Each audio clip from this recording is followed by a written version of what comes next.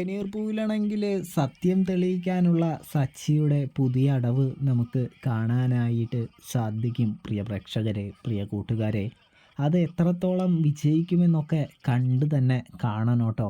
അതായത് നമ്മുടെ സച്ചിയാണെങ്കിൽ ഒരു നാരങ്ങയും കാര്യങ്ങളൊക്കെ കൊണ്ടുവന്ന് ഒരു പ്രാങ്ക് പോലെ ചെയ്യാനായിട്ട് ഉദ്ദേശിക്കുന്നത് നമുക്ക് കാണാം. പക്ഷെ അതൊന്നും വർക്കൗട്ട് ആവുമെന്നൊന്നും അറിയില്ല. എങ്കിലും സച്ചി പറയുന്നുണ്ട്, ഇപ്പോൾ ഈ നാരങ്ങ സത്യം തെളിയിച്ചു തരും, ആരാണ് സ്വർണം മുക്കിയതെന്ന് ഈ നാരങ്ങ പറയും എന്ന് പറയുന്ന കാഴ്ച നമുക്ക് കാണാനായിട്ട് സാധിക്കും.